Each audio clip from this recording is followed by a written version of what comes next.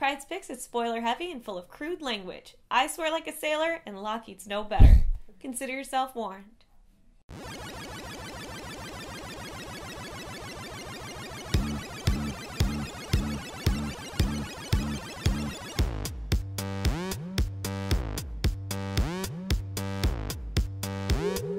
Hey everyone, it's February 12th, and I'm here with this week's Pryde's Picks. Once again, thanks to Marvel Now and all its new #1s, we have a butt ton of Marvel, a couple books from DC, and one book from Image Comics. So let's get started. First up is Superior Spider-Man, Goblin King Nation #1, and it's technically issue 27 now. These new #1s suck, because they're all issues of something else, and Marvel's just trying to con people into buying it. Where the last issue of Superior Spider-Man had me really excited, I was happy to see that Peter Parker's coming back, and all the drama was rising in this crescendo of epicness. It felt like this book was a wah, wah, wah. You do find out that someone, the Green Goblin Norman Osborn, knows who is actually behind Peter Parker's face. And that is a really cool moment to see these old colleagues slash nemesis slash friends kind of butt heads. But the rest of the book kind of left me wanting. It felt like a filler. I really didn't love it. Maybe you Spider-Man fans are going to tell me I'm an idiot, and if so, you can tell me below. But I'm going to give this a... Ooh, I don't know. Read it on the shelf and buy something good. I can't even say steal it from somebody. Next up is X-Force issue 1, and this is actually in issue 1. Now, this group of X-Force so far is Marrow, Psylocke, Cable, and Phantom X. And I have to say, the art style is definitely not for me. It's very gritty, it's grimy, and I'm sure it's supposed to kind of convey how gritty and grimy this team is. I didn't get into the art style, but I could get into the team. Their butting of heads and the banter between them was cute, it was comedic, it was kind of realistic in the fact that you were pairing together a bunch of very different heroes slash not so heroes. They teamed up and took down an aircraft carrier, and Marrow's powers that are supposed to be gone are somewhat back, and she can kind of turn them on and off with a contraption that Cable does not let her use except for very sparingly. And watching her go balls nuts is kind of cool. I don't remember her being such a punk rock badass, but I could get into it. This book is not a buy it now, but it was an entertaining read. I'm going to say read it on the shelf and enjoy the banter between the team. Next up is She-Hulk issue 1. Now, everybody was talking about how She-Hulk was coming back and it was going to focus more on Jennifer's lifestyle as a lawyer. And I thought in my head it sounded really cool. But I think in my head Bendis was writing it. And that's why it sounded really cool, because she ends up going against Tony Stark's legal team. And Tony Stark doesn't even know she's talking to them because he's like being protected behind 16 walls of people. So he doesn't even know what's going on. But it was clever, crafty, cute to see her actually go up against one of her super friends and watch her come out ahead. But at the same time, it was really boring. It was like watching Ally McBeal. And she sometimes gets very angry. So I'm going to have to say I didn't love it. I'm going to piss on it. Sorry, She-Hulk. Next up is Wolverine and the X-Men issue 41. Now, I know a few issues ago I said that I was kind of warming up to Toad, and he had a really badass moment, and I was like, yay, Toad. Kind of fell out of the X-Men's good graces when he kind of helped out some of the bad guys, when Husk was going a little bit batshit crazy, and they kick his ass to the curb. Except that he was a really good janitor, and he actually had some really good parts about him, and they felt really guilty about it. So this is all a Toad woe is me kind of situation, and it was a little too emo for me. I really wanted to root for Toad, and halfway through I just didn't give a shit, and towards the end I was not surprised. So I'm going to say, if you're a Toad fan or you want to see some sort of progression of his character, this book you might want to pick up.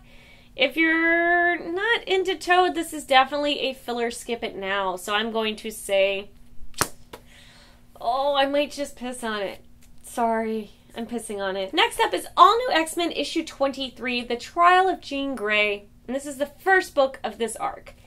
Now, Jean Grey has been abducted by the Shi'ar and taken up into space, and she's been put on trial. Except that this isn't the Jean Grey that inhabited the Phoenix Force and everything else. This is Jean Grey from the past, and she doesn't know what the hell's going on. So she's kind of getting what they're doing, but she doesn't understand it, and she feels she shouldn't be persecuted for what future Jean Grey would do. And the aliens aren't quite sure that they buy into what she's saying. They do try to get into her head, and she fights them off. The best part of this book for me was, because it's written by Bendis, the team gathers, the all-new X-Men gather together with the Guardians of the Galaxy, and they go into space to try to find her. And the banter between those two groups is awesome. I laughed out loud. I chuckled. I liked it. And it's because of Bendis. I really get his humor. And I really enjoyed this book for that reason. So I'm going to say buy it now. I'm liking it. Let's move on to DC Comics with Batman issue 28. Now this is a secret glimpse into Batman Eternal. And that's a book series that's coming up in April. And there are some new characters in the book, one of which is Bluebird. You met her a little while back, and she was this punk rock, like, kind of cyber kid that was following around Bruce Wayne, and she wanted to be, like, a superhero. Well, Bluebird, I guess, gets her way. This book is kind of like a glimpse into the future. So you're just getting a taste of what Batman Eternal is going to be. And I don't know, she seems like a female Nightwing to me, and I might be able to get into that. So, futuristic Batman Eternal has a new kingpin. She is taking over all of crime, and it is Catwoman. Apparently her and Bruce have a huge falling out, and I actually can't wait to see what he did to piss off his girl that much. I'm going to say buy it now. Get excited for Batman Eternal, because when it comes out, I'm excited to read it. Next up is Superman Wonder Woman issue 5. Now, this book I wasn't so excited for. I was like, great, you got more Feora and Zod. They're probably referencing the movie. I don't really care. But what this ended up having was Feora and Zod team up against Superman and Wonder Woman. And at one point, Batman calls them on their bullshit because he's like, I need Wonder Woman's help. And Supes is like, oh, she's not really talking to me right now. And Batman says, you do realize that when you two fight, the world will burn. He's like, did you even think about your relationship before you guys started this shit? It was kind of cool to see him get put in his place, even for a split second. The line he uses and the way he sells it was amazing. And the fight scene of Feora and Wonder Woman bitch slapping each other while Superman and Zod go at each other was really enjoyable. So where Marvel failed, DC really rose above this week.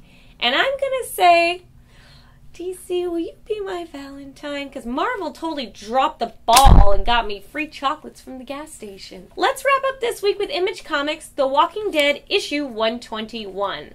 Now, everybody is licking their wounds. Last you remember, Negan threw a bunch of grenades in town and kind of left. Well, everybody's waking up from the shock. A lot of people have gone missing. Now, Negan found Eugene. And Eugene's the guy that somehow craftily came up with making more bullets for Rick's team. Negan has kind of confiscated him, taken him back to his base, and he's trying to get him to work for him.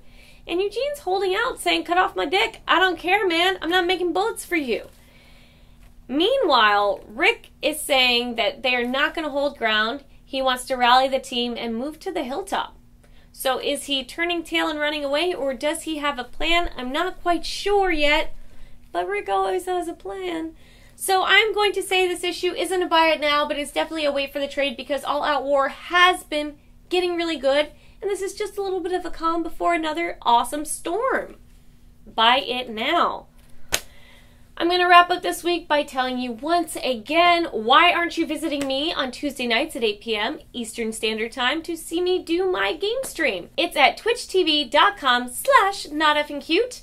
Last week we played Double Dragon Neon, and I rocked a side ponytail and wore my shirt off my shoulder and danced to Walk Like an Egyptian, and actually kicked ass at that game and gave away game codes. And once again, I have one free game code to give away, one left just for you guys.